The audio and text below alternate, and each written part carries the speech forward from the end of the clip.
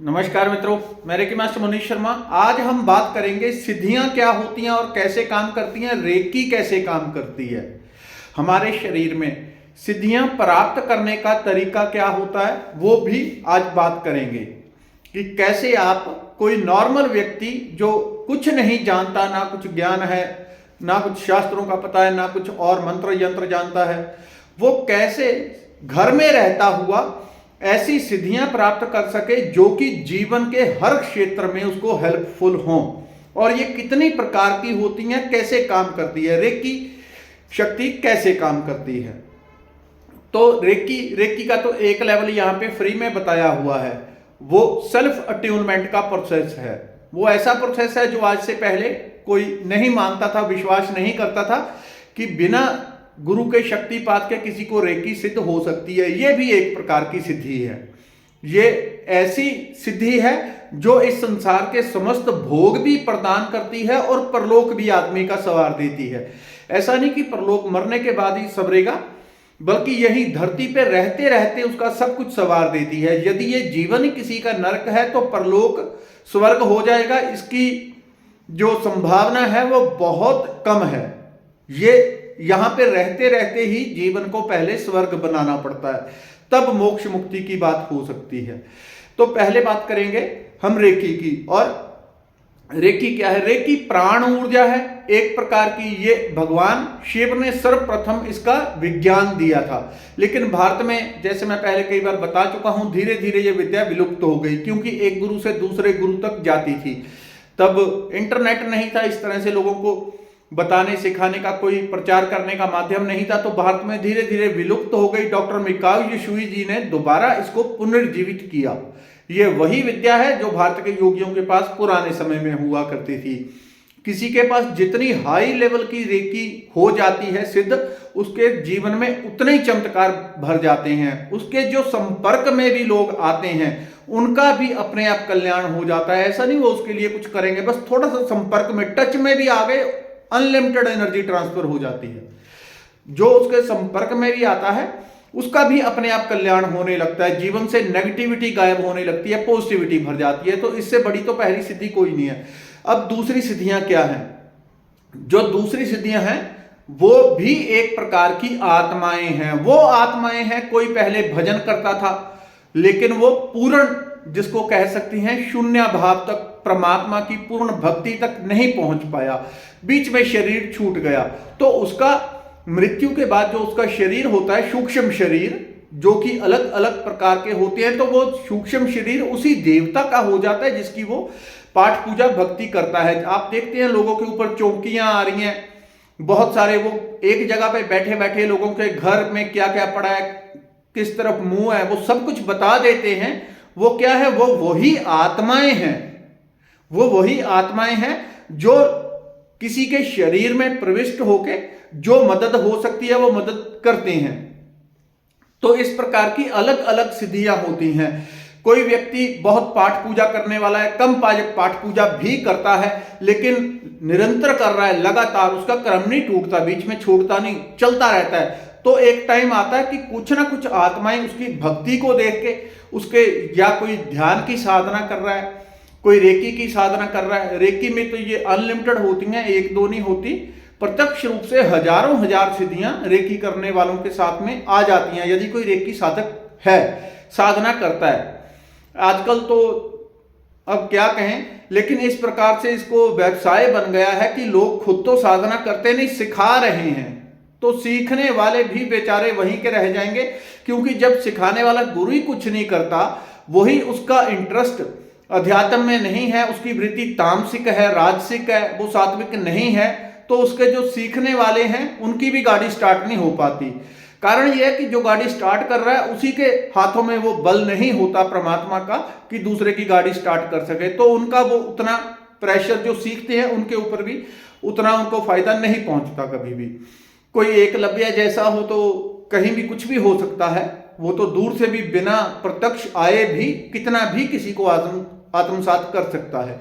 लेकिन जो दूसरी प्रकार की सिद्धियां होती हैं, जो कि हमें पाठ से, सेवा से, पूजा से, मंत्र जाप से, कोई हवन कर रहा है उससे आकर्षित होके, क्योंकि ये अलग अलग प्रकार की, जैसे कहा, आत्माएं हैं। कोई आत्मा पूरा जीवन केवल दूसरों की सेवा करने वाली थी, तो वो किस प्रकार से अट्रैक्ट होगी? वो जब देखेगी कोई किसी प्रकार से कहीं लंगर लगा रहा है, सफाई कर रहा है, पेड़ लगा रहा है या समाज सेवा के कामों में बहुत उत्सुक है, तो उसको देख के वो आत्माएं आकर्षित होकर उसकी सहायता के लिए पहुंच जाती हैं, क्योंकि उन आत्माओं ने पूरा जीवन वही किया, समाज सेवा में ही इंटरेस्ट था, तो उसके पास वैसी आत्माएं अट्रैक्ट होके आ जाती हैं। लेकिन लोगों को पता नहीं होता कि उनके साथ में सिद्धियां हैं, शक्तियां हैं, वो और भी बड़े चमत्कार कर सकती हैं।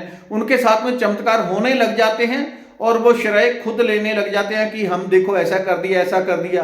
तो उससे क्या होता है, जब श्रेय अपने सर के ऊपर लेने लग जाते हैं तो सहस्रार चक्र ब्लॉक हो जाता है, सहस्रार चक्र बंद हो जाता है। जहां से कृपा आती है, असल में वो कर नहीं रहा, वो तो थोड़ा सा करता है, बाकी काम अपने आप होने लगता है, लेकिन अहंकार अपने सर के ऊपर ले लेता है। तो वो जो सिद्धियां शक्तियां हैं, जब सहस्रार चक्र ब्लॉक होता है, वो धीरे धीरे दूर चली जाती हैं। कोई मंत्र जाप कर रहा है, पाठ कर रहा है, पूजा कर रहा है, तो इस सिद्धियों का भी बहुत सारी कैटेगरी आने वाली और वीडियोस में बताऊंगा। हर चक्र की अलग अलग सिद्धियां होती हैं। यहां हमारे 7 चक्र हैं, तो मणिपुर से नीचे की जो सिद्धियां होती हैं वो लोअर कैटेगरी की होती हैं। उनको आप हल्के देवता कह सकते हैं। ऐसे कह सकते हैं कि उनका शरीर राक्षसों जैसा दिखता है, बड़े बड़े दांत, नाखून, बड़े देखने में भद्दे डरावने, कोई देख ले, उनके दर्शन कर ले तो कांप जाए, लेकिन उनकी आत्मा स्वच्छ होती है। किसी कार्य या किसी गलती के कारण उनको शरीर तो ऐसा मिल गया, लेकिन आत्मा स्वच्छ है, उनका भाव स्वच्छ है, दूसरों की सेवा करना है, तो वो मणिपुर चक्र के नीचे नीचे काम करती हैं। यानी कि वो केवल भौतिक सुख दे सकती हैं, वो भौतिक काम कर देंगी। आपका पैसा रुका हुआ है, काम नहीं चल रहा, नौकरी नहीं चल रही, बहुत सारे लोग जो चौकियां लगाते हैं उनके पास अधिकतर इसी लेवल की सिद्धियां होती हैं, मणिपुर से नीचे नीचे की। जो ऊपर की सिद्धियां होती हैं ये हाई लेवल की होती हैं।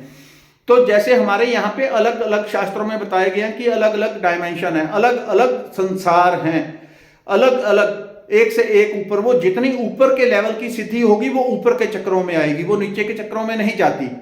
तो आपका संसार का कोई काम रुक गया या कुछ रुक गया, वो दूर बैठे आशीर्वाद दे देगी, उससे हो जाएगा। लेकिन वो आपके नाभि के नीचे कहीं दर्द हो गया, कोई समस्या हो गई, वो उसको ठीक नहीं करेगी, वो उसका कार्य क्षेत्र नहीं है। नाभि के नीचे का एक तरह का यह लोअर डायमेंशन है। यहां पे काम करने के लिए अलग प्रकार की सिद्धियां करती हैं, हालांकि करती तो वो भी है ऊपर वाली, लेकिन वो शरीर के भीतर प्रविष्ट होकर नीचे, नाभि से नीचे नहीं उतरती, वो ऊपर ही ऊपर रहती है। वो जाप करने वाली है, पूजा करने वाली है, पाठ करने वाली है, मंत्र जाप करने वाली है, तो इस प्रकार की सिद्धियां हैं। तो इस तरह से बहुत सारी कैटेगरीज होती हैं। भूत प्रेत टाइप की सिद्धियां बहुत सारी होती हैं, वो भी किसी की पाठ पूजा से, अलग अलग चीजों से आकर्षित होकर आ जाती हैं।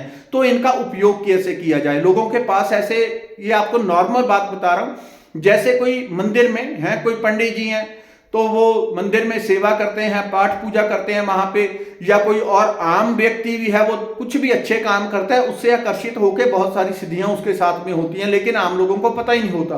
कोई घर में रहता है, रोज हवन कर रहा है, पाठ कर रहा है, मंत्र जाप कर रहा है, दुर्गा चालीसा कर रहा है, हनुमान चालीसा कर रहा है, 1-1 घंटा, आधा घंटा, 2-2 घंटे कर रहा है, उसके साथ में अगर उसको करते हुए 2-4-5 साल हो गए, तो निश्चित लगभग 99% उसके साथ में कुछ ना कुछ सिद्धियां जरूर होंगी, लेकिन उसको पता नहीं उसका कैसा उपयोग करें। उपयोग करने के लिए, क्योंकि आपके पास देखने की क्षमता तो नहीं है, आप समझ नहीं सकते। हालांकि यदि कोई यहां 3rd आई लेवल की कोई सिद्धि आपके पास आपकी भक्ति से आकर्षित होकर आ जाती है, तो आके 3rd आई, तीसरे नेत्र पे वो बैठ जाती है। जैसे ही वो यहां पे बैठती है, आपको सारा सूक्ष्म संसार देखना शुरू हो जाता है। आप आंखें बंद करते हैं, आंखें बंद करके आम लोगों की चेहरे के आगे, आंखों के आगे अंधेरा होता है, लेकिन उसके लिए दूसरा संसार खुल जाता है, वो पूरा संसार दिखता है। कहां पे क्या हो रहा है, कौन आ रहा है, कौन जा रहा है, A to Z, कौन घर पे बैठा है, क्या कर रहा है, सब उनको यहां से दिखने लग जाता है। तो उनका उपयोग कैसे करना है उनको पता नहीं है। उसके लिए सिंपल सी एक विधि होती है कि प्रार्थना करे कि मेरा ये कार्य है, कृपया इसको कर दे। कोई दूसरा व्यक्ति आ गया, किसी की हेल्प करनी है, तो परमात्मा से प्रार्थना करे, हे प्रभु, अपनी पवित्र शक्तियों के द्वारा यदि मेरे साथ में कोई शक्तियां हैं, इस प्रकार से आप 3-4 बार प्रार्थना करेंगे अलग अलग कामों के लिए। पहले एक काम के लिए, फिर दूसरा, फिर तीसरा। यदि उन कामों में आपको हेल्प मिल रही है तो समझ लें सिद्धियां जरूर हैं आपके साथ में, तो उनको बढ़ाने के लिए और पाठ पूजा करनी पड़ेगी। जो भी आप कर रहे हैं उसको और बढ़ा दें। अब किस एक बार में आपको क्लियर नहीं हो पाएगा। कोई काम आपने कहा, आपका काम हो गया, आपको फिर शक रहेगा कोई सिद्धि है या नहीं है, फिर आपको शक रहेगा। तो ऐसे में दूसरा काम फिर कोई और आपका फंसा हुआ है किसी भी प्रकार का, जो किसी भी प्रकार की आत्माएं होती हैं, सिद्धियां होती हैं।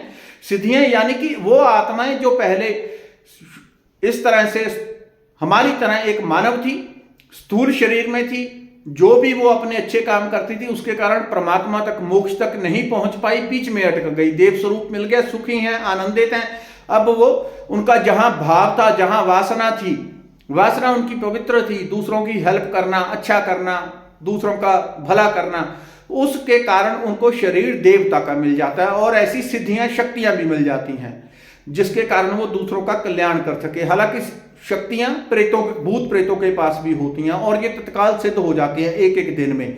लेकिन ये 2-3 साल तक जो इनकी साधना करते हैं उनका जीवन अच्छा चलता है। 2-3 साल बाद पूरे परिवार का बेड़ा कर देती हैं और आपका परलोक तो समझो मिट्टी से भी गया गुजरा। तो इनकी कभी साधना नहीं करनी चाहिए, चाहे कभी किसी को कितनी भी जरूरत पड़े, कभी नीच सिद्धियां नहीं करनी चाहिए। कोई करवा रहा है वो कभी ना करें, नहीं तो ऐसे 84 के गेड़ में फंसाती हैं कि निकलने का कोई मार्ग नहीं मिलता व्यक्ति को, फिर उसके बाद चाहे कुछ भी करता रहे। तो साधना केवल परमात्मा के नाम की, हमेशा परमात्मा का ही ध्यान करना चाहिए, परमात्मा की ही साधना करनी चाहिए। उससे ऐसी बड़ी बड़ी शक्तियां प्राप्त हो जाती हैं, उसमें हालांकि लेट प्राप्त होगा। प्रेत आपको एक दिन में वो काम कर देगा, भगवान की साधना करते हुए साल, 2 साल, 3 साल, 4 साल भी लग सकते हैं, लेकिन वो इस लेवल की फिर मिलती हैं कि आपके लोक परलोक दोनों सुधार देती हैं और आपका ऐसा जीवन मंगलमय कर देती हैं कि आपके अंदर अमृत झरने लगता है। बाहर से आप वैसे ही दिखते हैं, अंदर अमृत झरता रहता है। तो वो ऐसी कल्याणकारी होती है। तो सिद्धियां जांचने के लिए सीधी सी चीज होती है कि उनसे अलग अलग प्रकार के 3-4 काम करवाएं। यदि आपके काम हो जाएं या उसमें हेल्प मिल रही है, चमत्कार आपको दिख रहा है, तो सिद्धियां निश्चित तौर पे आपके साथ हैं। और ये किसी भी व्यक्ति के साथ यदि आपको सिद्धियां प्राप्त करने की, तो उसके लिए सिंपल आपकी रूटीन होनी चाहिए कि आप रोज आधा घंटा मंत्र जाप कर रहे हैं, 1 घंटा कर रहे हैं, चालीसा पढ़ रहे हैं, जो भी कर रहे हैं, आपकी रूटीन होनी चाहिए, वो टूटे ना। कभी कभार कोई काम पड़ गया, कोई सेहत खराब हो गई, कुछ है तो अलग बात है, लेकिन उसको छोड़ना नहीं है कि बीच में 2 महीना छोड़ दिया, 3 महीने, वो नहीं। एक पाठ पूजा अपनी निरंतर करते रहें, निरंतर करते रहें। यदि हो सके तो प्रॉपर रेकी सीख लें।